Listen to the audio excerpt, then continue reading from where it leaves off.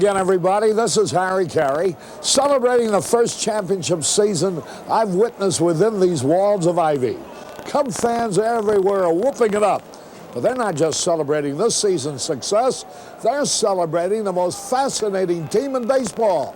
Everybody's team. And there's one man who should tell you the story of the Cubs. A veteran of nearly 50 years on the Wrigley Field scene.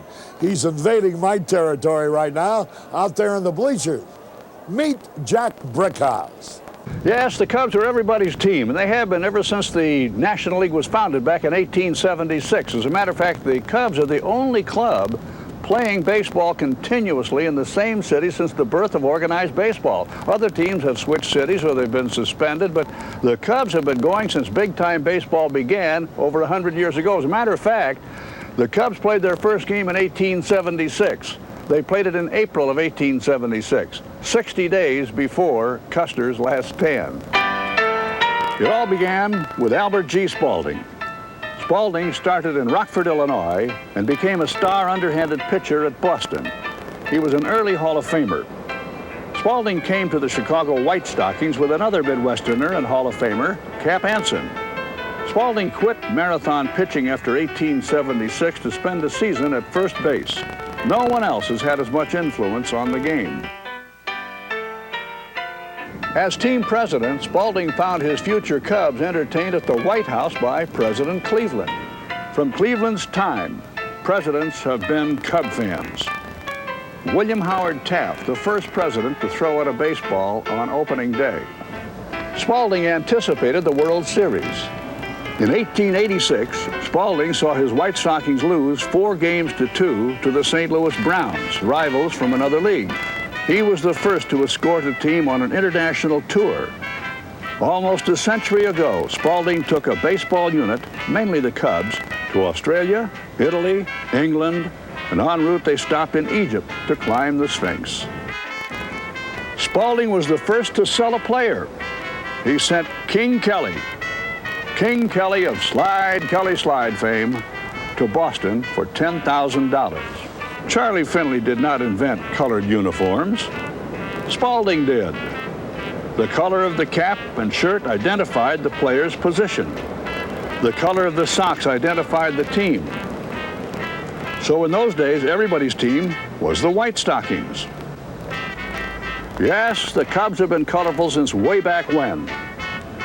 And they've been the Cubs since this newspaper article of 1902. History doesn't identify the newspaper man who named them, but we all have heard of the first great stars who played in the first Cub era. That began when Frank Chance became manager in mid-1905. After the arrival of Johnny Evers, who would team with Chance and Joe Tinker to form the great double play combination. Yes, Tinker to Evers to Chance. And the lesser-known cog in that infield, third baseman Harry Steinfeld. This tribute to Tinker and Evers was a love ballad, though for years Tinker and Evers didn't even speak to each other. The 1906 Cubs won 116 games under Frank Chance, the peerless leader. And old Cap Anson presented Chance with a gold bat when the Cubs won the pennant. But Chance, meeting here with White Sox manager Fielder Jones, did not know his heavily favored Cubs were in for trouble in that 1906 World Series. The White Sox hitless wonders beat the Chicago Cubs in their only all-city series, 4-2. But the Cubs were back in the World Series in 1907 against the Detroit Tigers and their famous immortal Ty Cobb. The Cubs beat Detroit for their first official World Championship. The Cubs were back against the Tigers in 1908, but they had to work to earn that assignment. John Evers and giant Fred Merkle were the key figures in one of baseball's most memorable incidents. The hero was, well, you might say it was second base. The incident is remembered as Merkle's boner. The Cubs and Giants were in a tight pennant race and playing a crucial game in New York. With a runner in scoring position and Merkle on first, a Giant drove in what appeared to be the winning run. Merkle saw his teammate cross the plate, so Merkle, before he got to second base, cut across the infield and trotted for the clubhouse. Evers noticed that Merkel did not tag second base. Evers called for the baseball, any baseball, and he got one. And he tagged second base for the automatic out. And umpire Hank O'Day ruled that the giant run did not count. The score was still tied, and pandemonium broke out.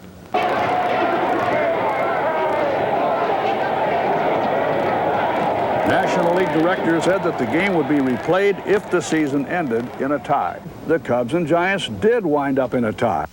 The Cubs won the playoff and went on to the World Series. A Chicago sports writer who called himself Bill Bailey predicted that the Cubs would beat Detroit in 5. And who was Bill Bailey in real life?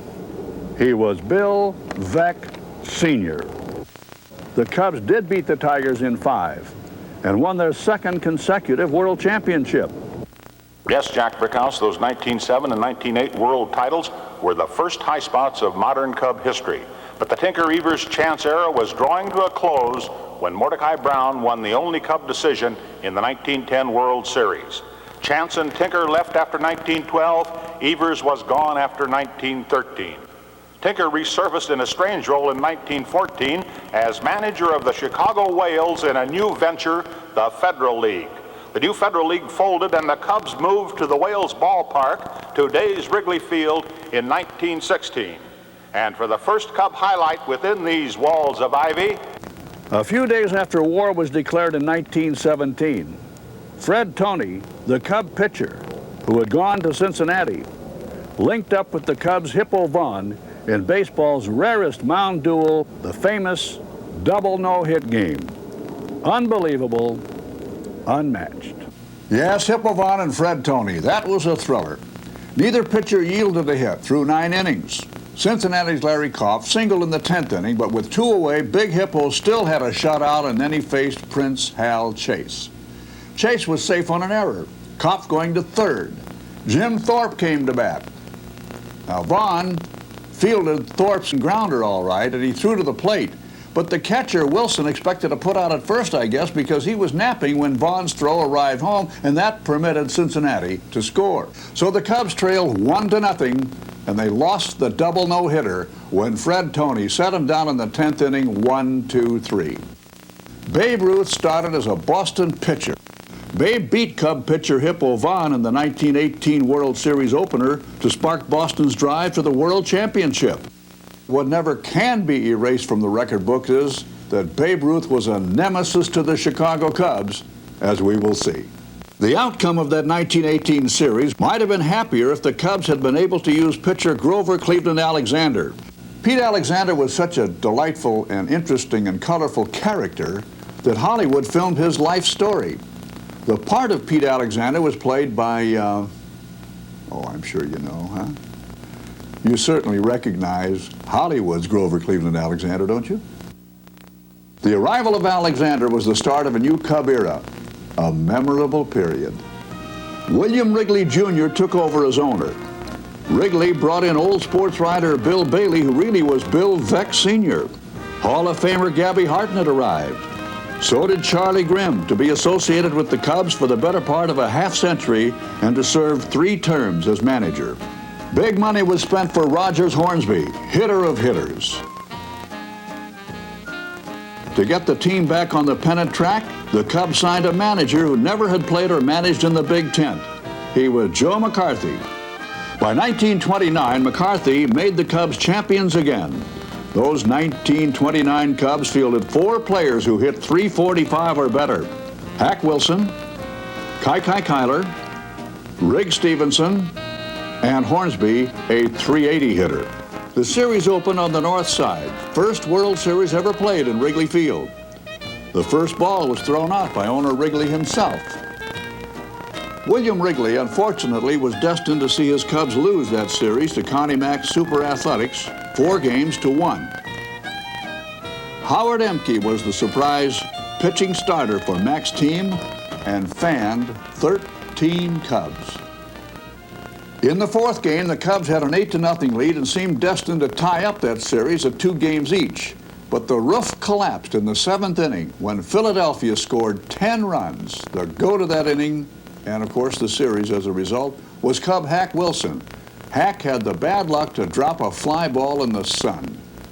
Lovable, misunderstood Hack Wilson, who very belatedly won a Hall of Fame niche. Hack Wilson not only holds the record for runs batted in and the National League record for home runs, also holds the record for most saloons in and out of. And he was also the most colorful ball player, I think, ever to perform in Wrigley Field and maybe ever to perform in baseball. He was a fellow who established his own set of rules, one of which is stay out as late as you can. I can remember one Sunday when I was a youngster working in the ballpark, and Hack arrived, I should say, about 10 o'clock, 10:30, before a doubleheader. I went up in the clubhouse to get something from Andy Latshaw, and there is Hack in one of these great old big bathtubs. And with him, in the tub with him, are 200 pounds of ice. And every time he would stick his head up for breath, Latshaw would push him back down again. He sobered him up so he walked out that afternoon in a doubleheader, hit 3 home runs, 3 doubles, and 2, as I recall, singles. Remarkable guy. President Herbert Hoover, who also had a disastrous 1929, saw Philadelphia win that series.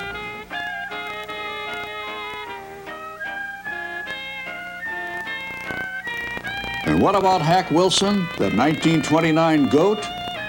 Well, less than 12 months later, Wilson was the toast of all baseball. Yes, in 1930, Hack Wilson hit 56 home runs, a National League record. Wilson also batted in 190 runs, a Major League record that some experts said could last forever. Joe McCarthy resigned as the manager before the season ended. He was replaced by Rogers Hornsby. Now, Hornsby was some ball player. He was also some character, and he was a tough taskmaster. But Hornsby wasn't above letting everyone have some fun in spring training. Spring training time is fun for fans and players alike. The Cubs played and frolicked on Catalina Island, where movie actresses like Joan Crawford would dance with such Cub stars as Stan Hack.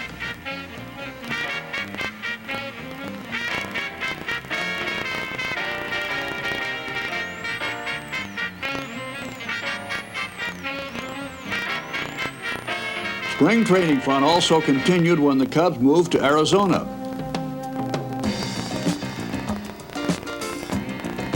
Sure, spring training was fun. And going back, the Cubs reported to Catalina in 1932. Charlie Grimm had no idea that he would soon replace Hornsby and take the Cubs to the World Series. The 1932 World Series foes were the Yankees, led by Lou Gehrig and Babe Ruth.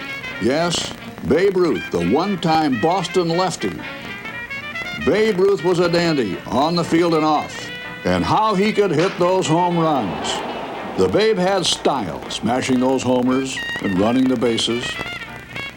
When the 1932 series moved from New York to Wrigley Field with the Cubs trailing 2-0, Babe Ruth was to write a chapter in Cub history. In the 5th inning, pitcher Charlie Root slipped 2 strikes past Babe Ruth. What came next was one of the most controversial and famous home runs in baseball history. Babe Ruth smashed a mighty home run over the center field fence that went into orbit. Today, they still argue about that home run. Almost everybody saw it differently, including the reporters. For example, writers Paul Gallico and Westbrook Pegler told their readers that Ruth had paused after 2 strikes and signaled that he would hit the next pitch for a home run. A famous painting added to the legend that Babe pointed to signal the home run. Today, fans still argue about it. Well, I was there. I was working. He wasn't pointing to left field. He was pointing to Latshaw, and he was telling him he was going to hit a home run.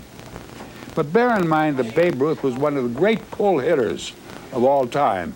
If he's going to hit a home run, or if he thinks he's going to point to right field where he normally would hit home runs. But instead, he points into the left field's dugout. Well, many believe that imaginative writers may have conceived that idea because of a pregame incident. Franklin Roosevelt, who was then governor of New York, later, of course, to become president, was in Wrigley Field that afternoon, and he was visited by Yankee manager Joe McCarthy. Roosevelt arose and pointed toward Wrigley Field's flagpole. Perhaps that gave Ruth the idea. Perhaps it gave sports writers a license for some make-believe. There were new Cub stars making their names. Billy Herman, Stan Hack, Billy Jurgis, Frank Demery, pitcher Bill Lee, Lane Tech schoolboy Phil Cavaretta, as Grimm guided his Cubs back to the World Series in 1935. Remember that ace Cub battery of Warneke and Hartnett? The Cubs sewed up the pennant with the 21-game winning streak as the season wound down. I remember that after the Cubs had run that streak to about 18, a reporter assigned from the news desk, not the sports department, was asked to do a color story on the Cubs. So he found Charlie Grimm and he said, "Well, hello, Skipper, how are the Cubs going?" And Grimm replied, "Well, nothing sensational. We're just winning games one at a time." Warneke shut out the Detroit Tigers in the opener. Ron also won game number 5.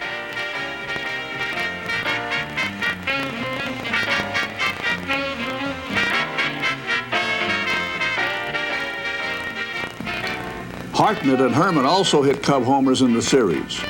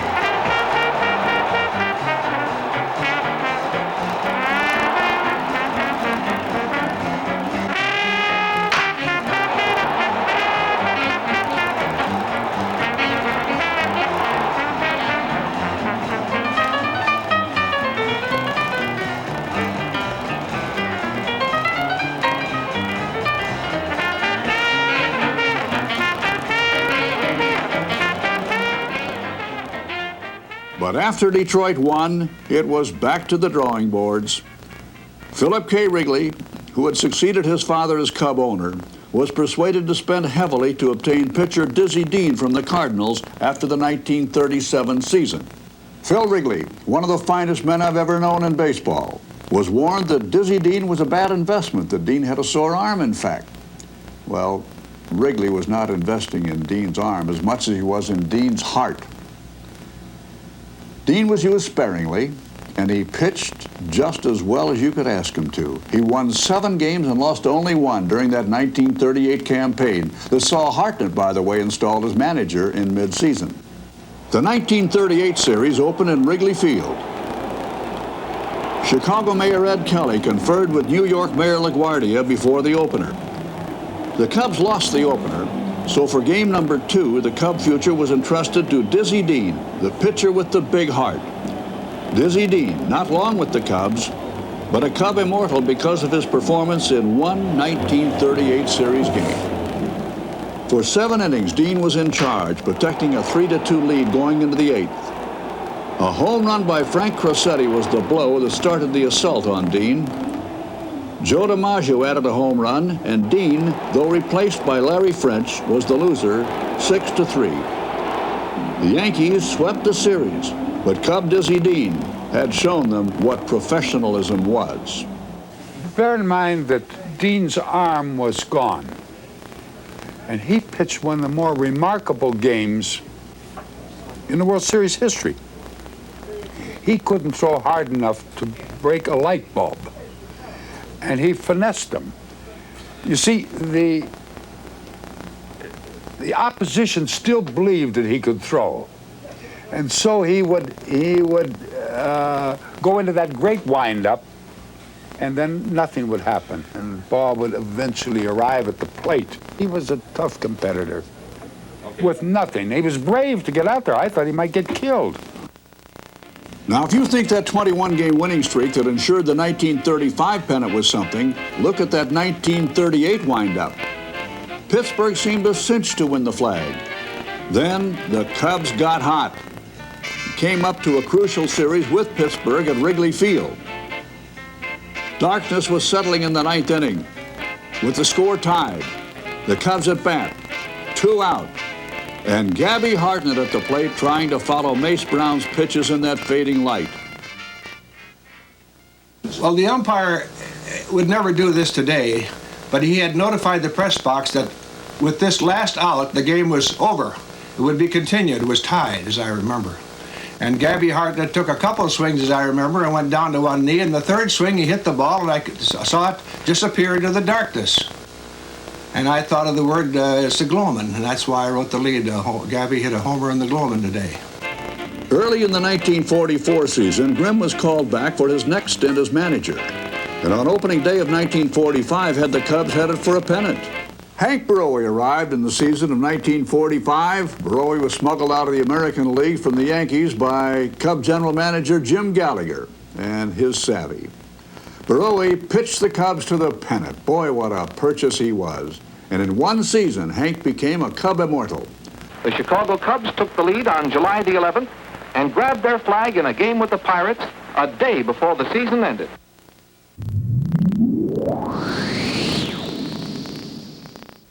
A crowd of well over 54,000 is on hand to see this colorful opening game of the 1945 Baseball Classic. Riggs Stadium, like Wrigley Field in Chicago, is one of the finest ballparks in the country.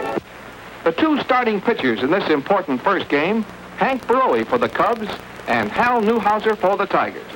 While the pitchers are getting ready, let's have a look at the lineups for today's game. For the Cubs, Stanley Hack, third base. Don Johnson, second base. Peanuts Lowry, left field. Phil Cavaretta, first base. Andy Pafko, center field. Bill Nicholson, right field. Mickey Livingston, catcher. Roy Hughes, shortstop. And Hank Borowy, pitching. Cavaretta beat out a slow roller to Mayo at second. Johnson going to third on the play. Then on a pass ball, Johnson scores and Cavaretta takes second. The Cubs start the fireworks with 1 run home.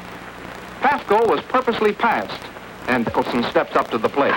He swings and lifts a long fly to right center, 370 feet from home. Roy Cullenbine backs up near the wall, but the ball gets away from him, and Nicholson comes into third with a triple to his credit. Both Cavaretta and Pafko score, giving the Cubs a 3-0 lead. Cavaretta hit one into center field for a base hit, scoring Johnson with run number 5. Andy Pafko followed with a line drive double to left center, scoring Cavaretta. After Nicholson popped to Mayo for the second out, Livingston singled to center, scoring Pafko. That put the Cubs in the lead 7-0, and that was all for Newhouser.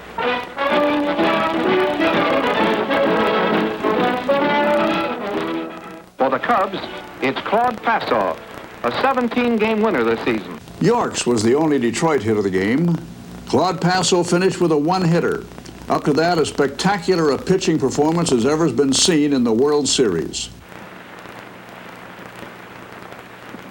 Now with the game underway, York lined a single to left in the Tigers' second, but was left stranded on first. It was fairly close game until the 4th inning, when Lowry opened with a double against the left field wall, and the Cubs were on their way again. Cavaretta advanced into third with a neat sacrifice, and when Pafko walked, Overmeyer and the Tigers were in real trouble. Stubb went to work in earnest, but Big Bill Nicholson poked one over short.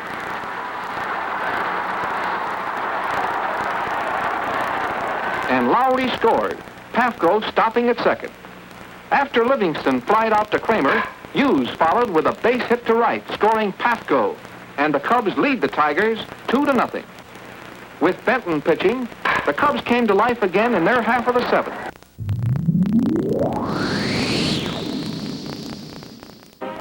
And now we take you Wrigley Field, the home of the Chicago Cubs. Let's go inside and look around. The large double-deck seating arrangement affords a fine view of action all over the field here in Chicago. For the fifth game at Wrigley Field, it was Barrow starting for the Cubs and Hal Newhouser for the Tigers.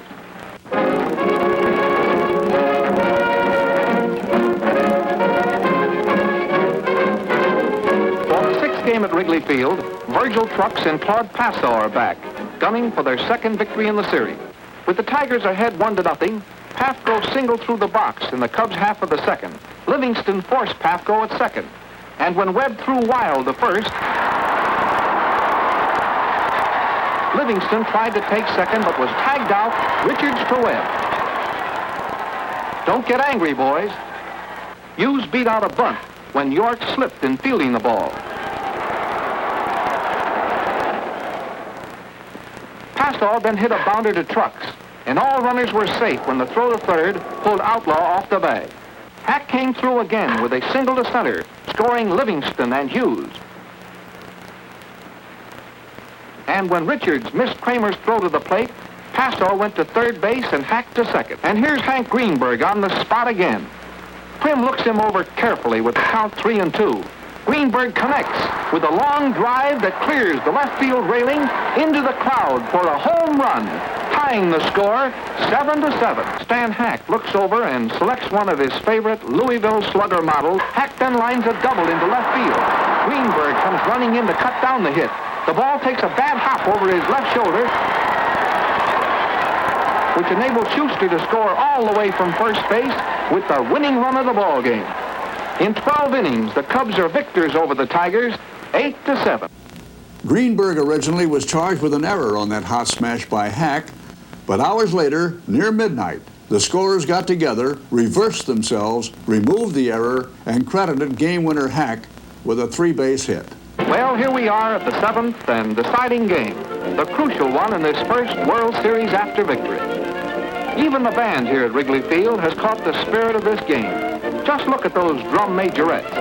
Now over here we see Barrow, anchorman of the Cubs, warming up. He'd like to make it 3 pitching victories over the Tigers, and the clinching game at that. The Tigers were not to be denied, as Webb opened the game with a base hit. His teammate, Mayo, followed with a safe hit to right, sending Webb to third. Kramer looped a safe one into left field, scoring the first Tiger run. And here comes Charlie Grimm to remove Barrow from the ball game and replace him with Derringer, with 1 run home and Tigers on first and second. In my opinion, Wrigley Field is the best ballpark in baseball. Maybe it's the only true ballpark left in baseball. People go to athletic events, baseball games, for instance, as a form of escape. They go to find a couple of 3 hours in which they can get away from the troubles that beset them. So the idea of a ballpark is to make it as different from the city streets as it's possible, to create for them this never land in which they'll be comfortable, in which they'll get away. And that's what Wrigley Field is meant to do. And you see, to start with, when you go to the ballpark on the north side, you are immediately a member of the team. You're not just a spectator. You're so close that you're a participant. And that's something that's been lost in these new ballparks. They are built after the Colosseum in Rome with the gladiators, because you don't let the people get near the gladiators. They might knock you off.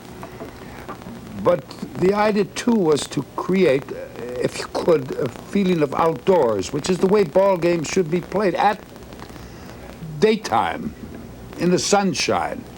And so it planted the vines around the outfield, put some trees up on those boxes that no longer have trees because the wind blew all the leaves off.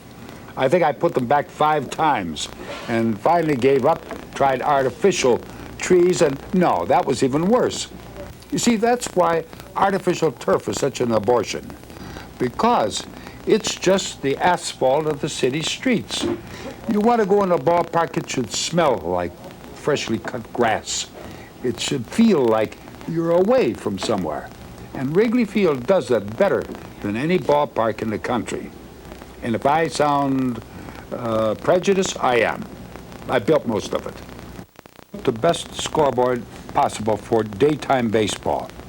It is remarkable when you stop to think about it that something that was built almost 50 years ago and has been outdoors and unsheltered still works. I defy any current manufacturer to make the same claim. Contrary to what everyone would have you believe, there was advertising. There were two spearmen on top of the scoreboard. One of them a batter and one of them a pitcher. I used to think that it would be good to have lights in Wrigley Field.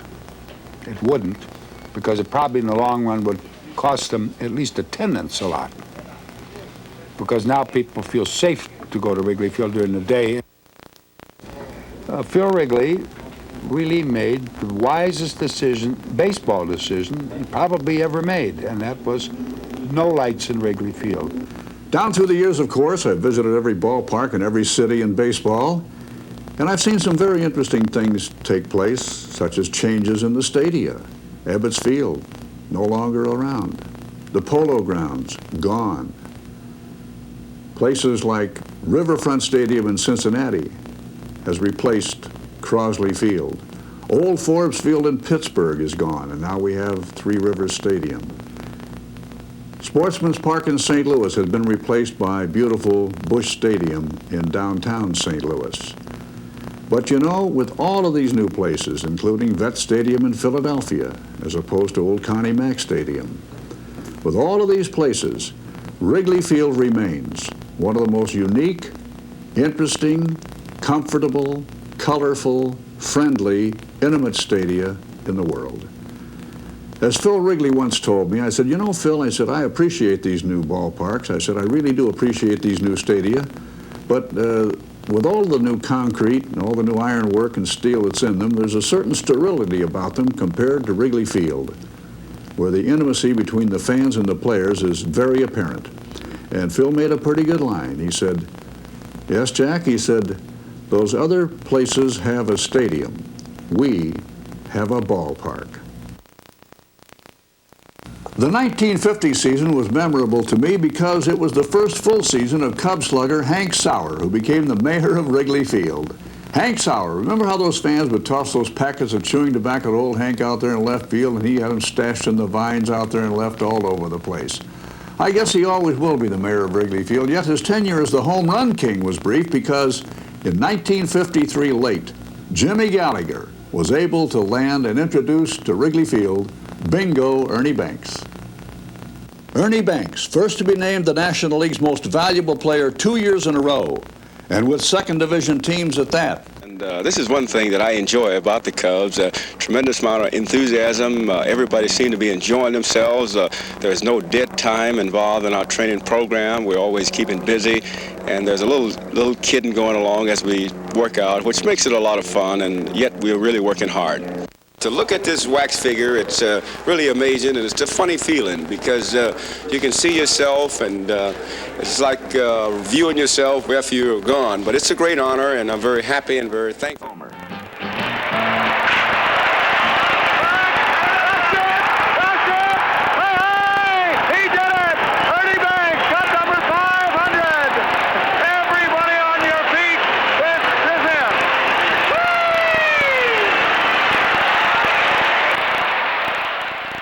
I was there, of course, when Banks got that 500th home run. What a moment that was.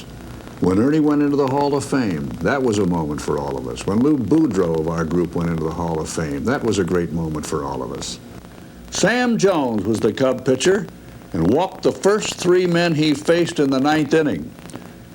But manager Stan Hack left him in there, and Jones saved the no-hitter by striking out the next three batters. And while Toothpick Sam Jones was pitching that no-hitter, Hippo Vaughn, remember him? The Cub pitcher in that famous double no-hitter of 1917 was working in a West Side factory in Chicago and listening to Jones's performance on radio. What about the 12 or 13 assistant co-coaches that the Cubs have had? Will you keep those guys, or do you even know them? I don't know. I don't want to have anything to do with that. I know nothing about it. I was hired to manage this ball club, and that's exactly what I'm doing. There will be one man managing the Chicago Cubs, and that is me. Besides naming your new coaches, what's your next objective now?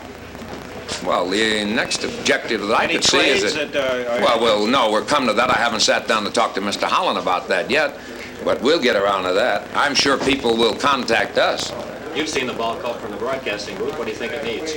Well, as I said earlier, I think they could use a real good catcher. They might need a left fielder and a center fielder, and all clubs could use pitching. You got anybody in mind? Oh, yeah. Got some things in mind. You trade anybody on the ball club? No. No. Who's untouchable? Santo, Williams, Banks are untouchable as far as I'm concerned. And Leo, in typical DeRocher style, said the Cubs were not an eighth-place team. And Leo was right. That year, the league expanded to 10 teams, and the Cubs finished 10th. As a matter of fact, they became the first team in history to finish behind the New York Mets. The Cubs finished last in 1966. But now, under their new manager, Leo DeRocher, they're very much on the rise.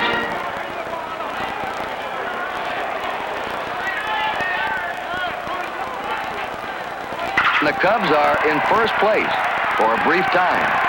They reached the top in this game against Cincinnati before a sellout throng at Wrigley Field.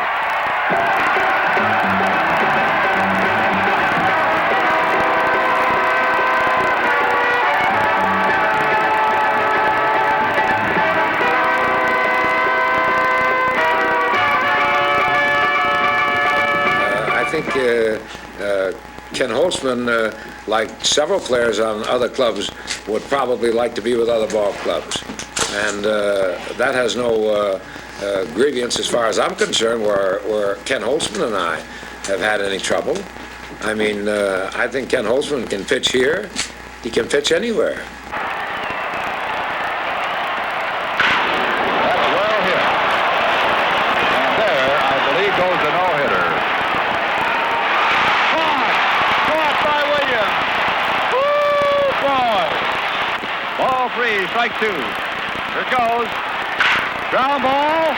Beckett up with it. To throw to Banks. It's a no-hitter. It's a no-hitter for Kenny Holtzman. Look at this. Oh, brother. Woo, boy. The Cubs, of course, have had many unforgettable moments, and one of them, although we'd kind of like to forget the finish, was that famous bleacher bum 1969 season. Yes, it's this wonderful sunshine that we get at the friendly confines of beautiful Wrigley Field or here with the Cubs in Scottsdale, Arizona. We're going to shine in 69. Well, all we need is a few breaks. We've got the material now, Wendell. We've got a good ball club. We've got another year of experience under our belt. I've said this to writers that we're that much stronger actually at the beginning of the season because we didn't have Jim Hickman, we didn't have Willie Smith, we didn't have Regan, Abernathy, Jarry, and this is very important in April. During most of the season, the Chicago Cubs enjoy a comfortable lead in the National League East. Cub fans can smell a pennant. All of Chicago catches Cubs fever.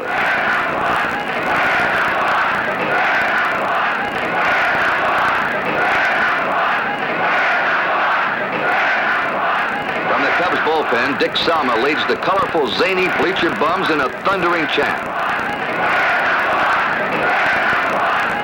Jim Hickman responds.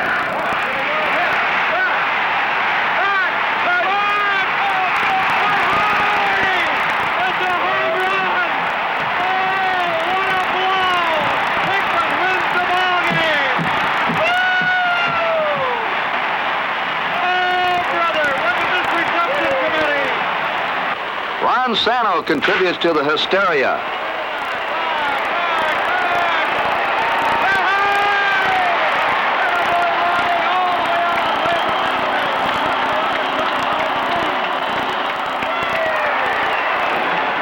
Glenn Beckert rocks Wrigley Field with his glove. Look at Beckert make this play. Beautiful. Glenn Beckert really robbed the loop. Mets pitching gets sensational. Tom Seaver becomes the first Mets pitcher ever to win 20 games. The Mets are now breathing down the necks of the Cubs. The crucial confrontation takes place in early September at Shea Stadium. The Cubs versus the amazing Mets in a 2-game series. That black cat doesn't seem to amuse Leo DeRocher's Cubs very much. The first game's a spine-tingler. Wayne Garrett finally breaks a 2-2 tie with a single, scoring Tommy Agee with a winning run in a close play at home. Cubs catcher Randy Hundley is slightly miffed. In the second game, Tom Seaver outpitches Ferguson Jenkins. The amazing Mets sweep the Cubs and are just 1/2 game behind. Then on September 10th, a miracle. Ken Boswell singles in Cleon Jones to beat the Expos 3-2. And the New York Mets take over first place for the first time in their 8-year history.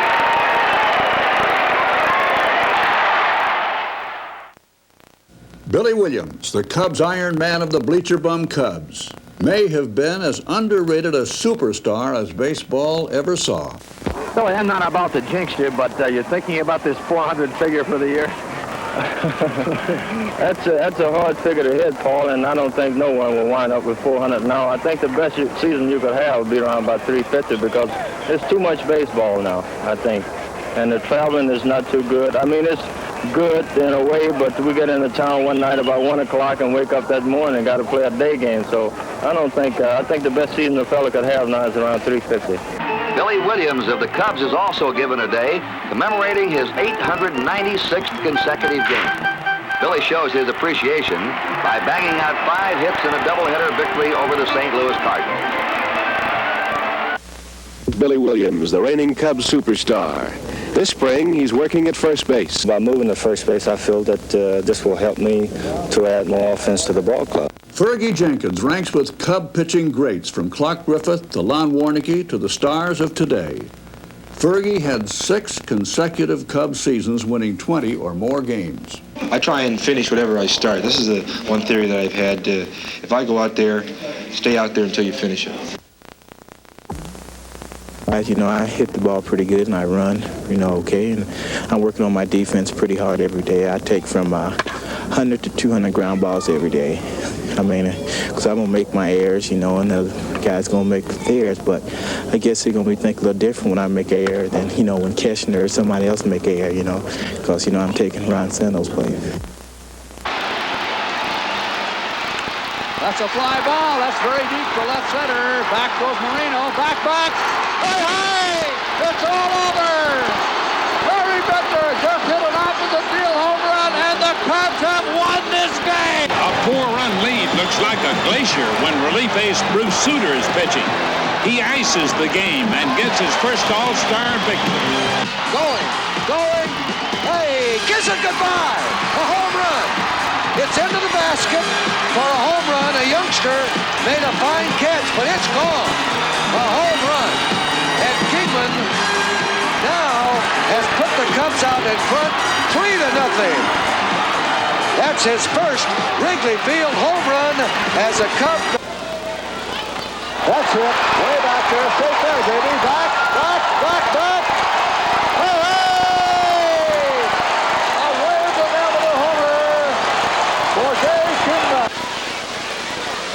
That's well hit, way back. Say goodbye, back. Hey, another home run for Kingman. Hey, kiss it goodbye. It is gone. Oh, I thought he hit the other one hard. That one's in Milwaukee. It hit the front porch of the 3rd house across Waveland Avenue.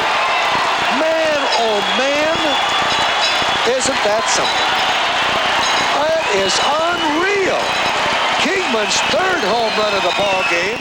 No matter how well or how badly they performed, it didn't matter because Cub fans were tremendously loyal. Cub fans enjoyed even if you won 5 in a row, it was a whole season. The fact that you would end up with the greatest number of defeats didn't matter because you had 1 week of ecstasy. I'll tell you something. I think that if you really wanted to search and find the most loyal of all people. You wouldn't have to give a lot of tests. You wouldn't have to get the government to investigate people with the FBI. You could just ask them, were you ever a Cub fan?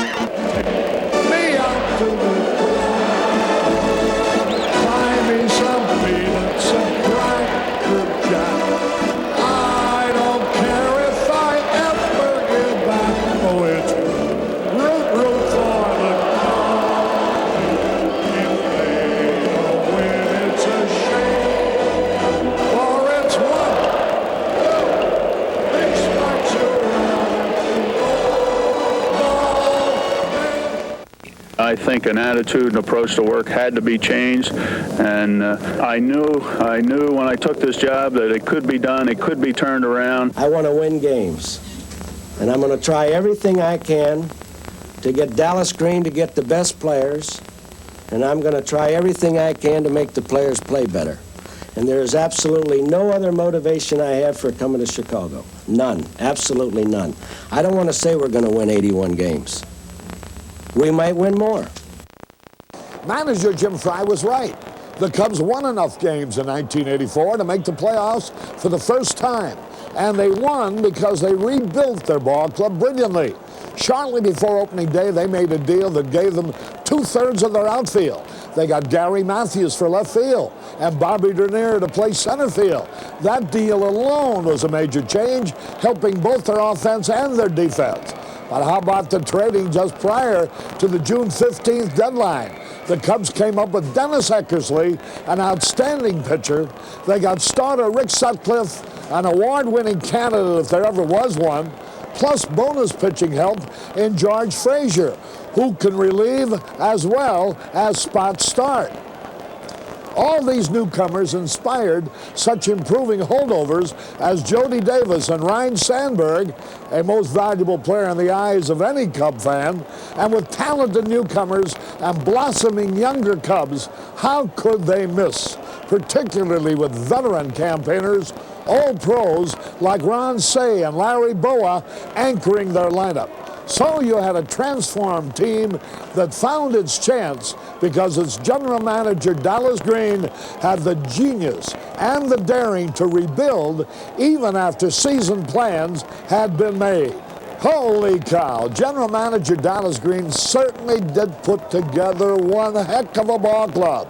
As everybody saw on this spectacular Monday night, September the 24th, 1984 in Pittsburgh, the night the dream came true, the night the Cubs won their division by beating the Pittsburgh Pirates 4-1 behind Rick Sutcliffe's two-hit pitching. It's over!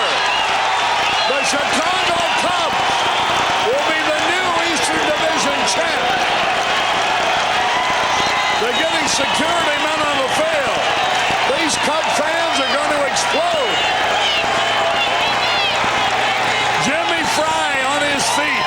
First up, then down. First up, then down. Who's excited?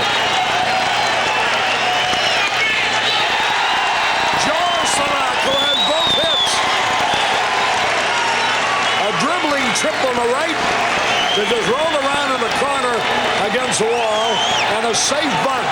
That's how close Sutcliffe has been to perfection. This guy's the only base runner, and he was on twice.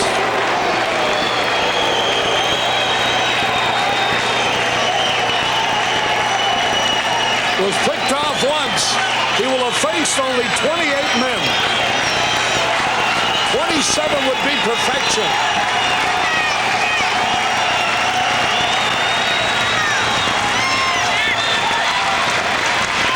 He started to swing, he held up. Hey, on the appeal, he went around, they say.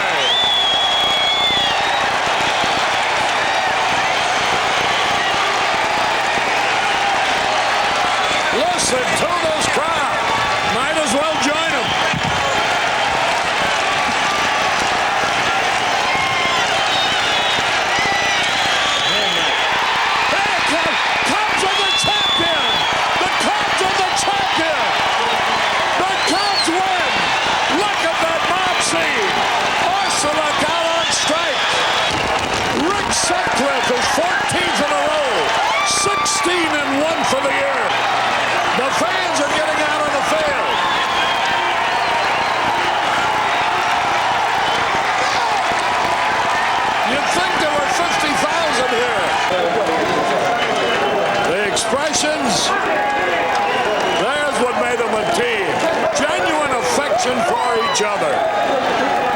There's Popeye, Gonza. There's Steve Trout. They have pitched the most important game of all. I guess no game would be more important than this. Was I happy that electric night? Well, there's probably only one happier man.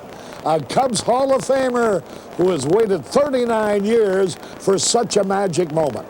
Yes, my good friend, broadcaster Jack Brickhouse. You know, for just a few years shy of half a century, the Cubs have been my team. Come to think of it, the history of the Cubs is the history of baseball.